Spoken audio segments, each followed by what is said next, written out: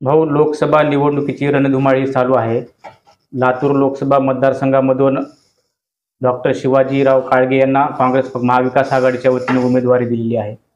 शिवसेनेचा म्हणजे महाविकास आघाडीचा घटक पक्ष म्हणून निवडणुकीमध्ये शिवसेनेची भूमिका काय राहणार आहे आणि येणाऱ्या काळामध्ये महाविकास आघाडी ही जागा जिंकेल असं तुम्हाला वाटते का? नक्कीच. कारण या भोगातल्या लोकसभा निवडणुकीत मला आणि आमच्या सगळ्या संबंधित कार्यकर्त्यांना खात्री आहे की ही जागा नक्कीच महाविकास आघाडी जिंकणार आहे. कारण ज्या पद्धतीचं राजकारण भारतीय जनता पक्षाने ह्या देशात सुरू केले त्याचा एक परिणाम म्हणून त्याचं एक म्हणजे काय म्हणतात त्याला नाराजी लोकांची ह्या निवडणुकीत आपल्याला दिसत आहे. म्हणून मला खात्री आहे की ही निवडणूक ही महाविकास आघाडी आपली या ठिकाणी जिंकणार आहे. त्यातल्या त्यात इथले जे खासदार आहेत श्रंगारे साहेब यांनी गेल्या 5 वर्षात या मतदारसंघाला कुठेही भेट दिली नाही, ना कोणाला बोलले, ना कोणाला तोंड दाखवलं. अशा परिस्थितीत त्यांच्यावर प्रचंड नाराजी आहे. मला तर वाटतं की भारतीय जनता पक्षाच्या वतीनं त्यांना बदलण्याच्या हालचाली सुद्धा चालू आहेत. त्यांना बदलून नवीन उमेदवार त्या ठिकाणी देऊ शकतात ही एक त्या ठिकाणी आता नवीन चर्चा मी ऐकलेली आहे. म्हणून या निवडणुकीत आम्हाला यश मिळेल याची खात्री आहे. 2014 मध्ये सुनील गायकवाड आणि 2019 मध्ये सुधाकर श्रंगारे यांचा ज्यावेळेस तुम्ही भाजपमध्ये होतात आणि त्यावेळेस प्रचार केला होता आणि त्यावेळेस यशही तुम्हाला मिळालं होतं. आज तुम्ही महाविकास आघाडी सोबत आहात. तुम्हाला नक्की म्हणजे त्यावेळेचे प्रचार यंत्रणा, त्यावेळेची मोदी लाट आणि आत्ताची मोदी लाट यामध्ये काही फरक आहे वाटते का तुम्हाला? हा, नक्कीच फरक आहे. कारण 2014 असेल, 2019 असेल, या काळामध्ये मोदी लाट ही होतीच, नाही असं नाही. आणि पण त्याशिवाय ही यंत्रणा, भारतीय जनता पक्षाची यंत्रणा असेल, त्या ठिकाणी काम करणारे कार्यकर्ते असतील, स्वतःच्या मनातून आणि गावोगाव जे कार्यकर्ते होते, लोकांमध्ये सुद्धा उत्साह होता की मोदीला मतदान करायचं. वेगळं काहीतरी घडते, काँग्रेस नको ही भावना त्यावेळेस निर्माण झाली होती. म्हणून त्यावेळेस ते आम्हाला खूप सहज आणि सोपं गेलं. आणि त्या काळात ज्या काही गोष्टी करतात त्या गोष्टी आम्ही केल्या. कारण 2014ला तर अशी परिस्थिती होती की त्या काळचे जे गायकवाड उमेदवार होते आणि इकडे प्रभारी मॉडेल संभाजी निलंगेकर होता, त्यांनी मला शेवटच्या क्षणात सांगितले की साहेब आमची अशी अडचण आहे, आम्हाला इथं आता काही तुमच्याकडे आम्ही बुथाला जे काही आपल्या कार्यकर्त्याला लागणारा खर्च आहे तो आम्ही देऊ शकत नाही. तर त्या काळात माझ्या सगळ्या कार्यकर्त्यांना त्या गोष्टी सगळ्या सारल्या. कारण एवढी आम्हाला हौस होती की हे झालं पाहिजे, हे करता आलं पाहिजे. बॅनर काढणं असो, मुंडे साहेब सभा असो, पंकजाताई असो, कोणी हे असो, म्हणजे प्रत्येक गोष्ट स्वतःची समजून आम्ही त्या ठिकाणी केली. ती परिस्थिती 2019 मध्ये सुद्धा आम्ही त्यावेळेस हे केली. पण आज ज्या परिस्थितीत भाजप आहे त्या परिस्थितीत मला वाटतं की त्यांची अधोगतीला सुरुवात झालेली आहे. आणि काँग्रेसच्या बाबतीत जर सांगायचं म्हणलं तर पहिल्यांदा आम्ही काँग्रेससोबत यावेळेस त्या ठिकाणी काम करतोय. अतिशय चांगल्या पद्धतीचा हा उमेदवार या महाविकास आघाडीने या ठिकाणी दिलेला आहे. यंत्रणा कमी जास्त जरी असली तरी ह्या लोकांची उत्स्फूर्त भावना आहे त्यांना मतदान करण्याची. आणि अतिशय चांगला माणूस, त्यांनी शब्दही दिला आहे की दर महिन्याला ह्या मतदारसंघात ते भेट देणार आहेत. आणि ही आपल्यासाठी जमेची बाजू आहे. दर महिन्यातून 1 दिवस तरी किमान कंधार लोहा मतदारसंघासाठी ते राखीव ठेवणार आहेत. आणि याचा आपल्याला नक्कीच फायदा होणार आहे. आणि मला वाटतं हे जर घडलं तर एक नवीन क्रांती होईल. ह्याशिवाय लातूर मतदारसंघ जसा आपण बोलतोय तसंच नांदेडच्या मतदारसंघाचा आहे, तसंच हिंगोलीचा आहे, तसंच तुमच्या परभणीचा आहे. म्हणजे मला वाटतं की मराठवाड्यात तरी किमान या महाविकास आघाडीला कुठेही पराभव बघावा लागणार नाही आणि भाजपला पराभवाशिवाय दुसरं काही मिळणार नाही. नांदेड जिल्ह्यामध्ये अशोकराव चव्हाण यांची खूप मोठी ताकद होती आणि त्यांचा बालकिल्ला म्हणून ओळखला जात होता, परंतु ते आता भाजपमध्ये गेलेले आहेत. त्यांनी काँग्रेसमध्ये असतानाही तुम्हाला लातूर किंवा नांदेडला गेल्यावर यश मिळालं नाही. आता त्यांनी भाजपमध्ये गेले, त्यामुळे भाजपची कुठेतरी ताकद वाढली. अशा ताकदीमध्ये तुम्हाला यश कसं मिळेल? हा, आता अशोकराव खूप मोठे नेते आहेत, मी त्यांना नेता म्हणून मानतो. राजकीय जरी काही विरोधक असले तरी त्यांच्याबद्दल अतिशय सहानुभूती आणि प्रेम असलेला मी एक कार्यकर्ता आहे. पण वस्तुस्थिती अशी आहे की प्रताप पाटील चिखलीकर माझे समजा इथले जरी लोकांचे जरी विरोधक असले तरी ते माझे मित्र सुद्धा आहेत, नाही असं नाही. म्हणून माझ्या मित्राला ह्या निवडणुकीत ज्या पद्धतीनं सोपं द्यायला पाहिजे होतं, अशोकराव चव्हाण आल्यामुळं ती परिस्थिती आज बदललेली आहे. कारण लोकांची भावना अशी झाली आहे की प्रताप पाटील बदलून गेले तर लोकांनी ऍक्सेप्ट केलं किंवा प्रताप पाटील बदलले, अडचण असेल काही. मी भाजपमधून शिवसेनेत आलो, लोकांना माहित होतं की चिखलीकर शिवसेनेचा भाजपमध्ये आल्यानंतर मुक्तेश्वर शिवसेनेत गेला. ह्या गोष्टी सर्वसामान्य लोकांना लक्षात आल्या, त्यांनी ऍक्सेप्ट केल्या.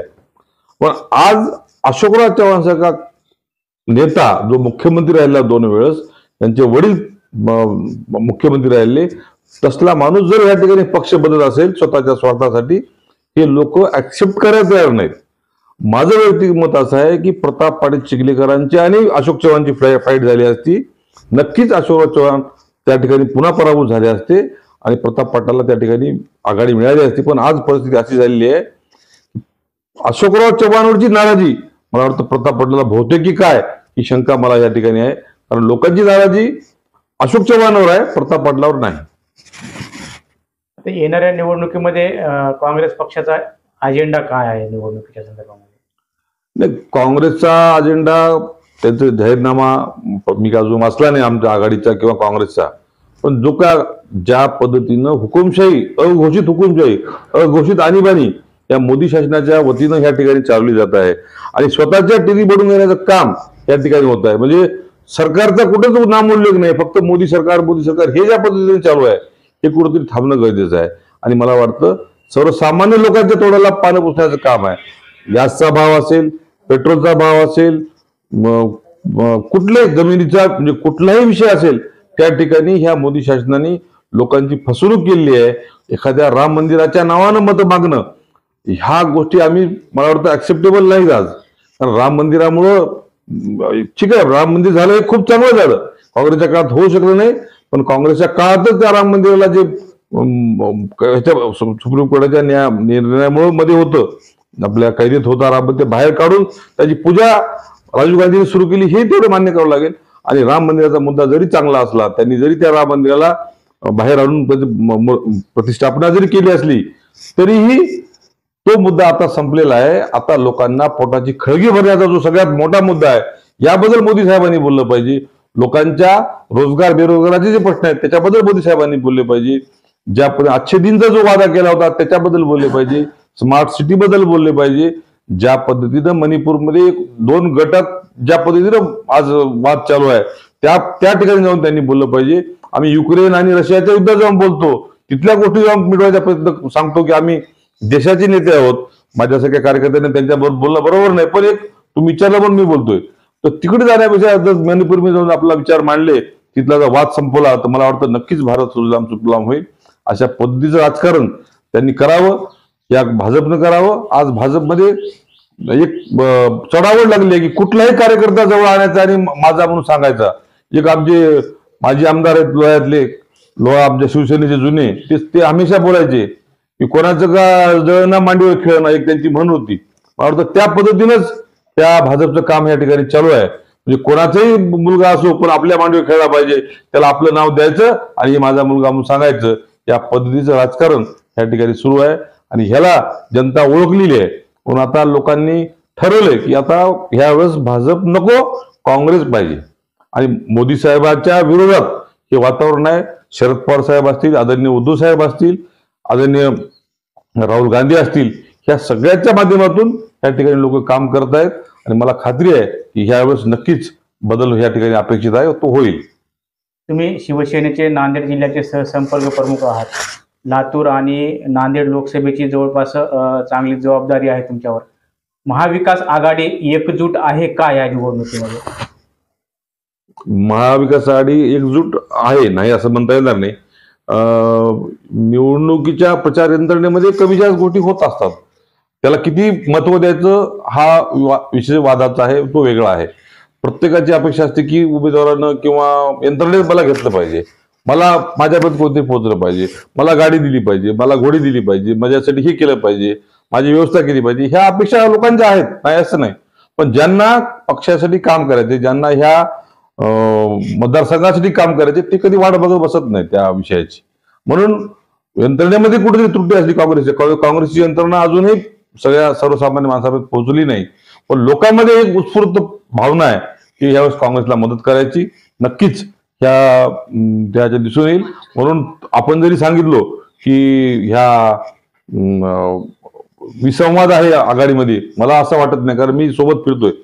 पांडागळे असतील, नळगे साहेब असतील, शरद पवार असेल, आमचे जे सगळे कार्यकर्ते आहेत, काँग्रेसचे, शिवसेनेचे, एकनाथदादा पवार असतील, ही सगळी मंडळी आम्ही एकत्रित फिरतोय. कुठेही संजय भोसीकर असतील, श्याम शिंदे साहेबांच्या मिसेस आमच्या आशाताई असतील, ही सगळी मंडळी मिळून आम्ही फिरतोय.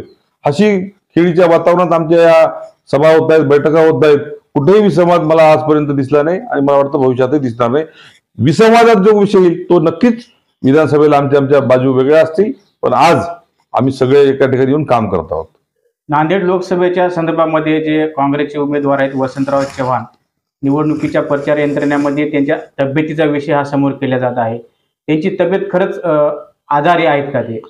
नाही, मी काल मुखेडच्या तालुक्याचं ऑफिसचं त्यांचं उद्घाटन होतं तिथल्या मोंड्यामध्ये. तर मला सहसंपर्क प्रमुख म्हणून त्यांनी तिथं बोलवलं होतं. त्या कार्यक्रमाला मी हजर होतो.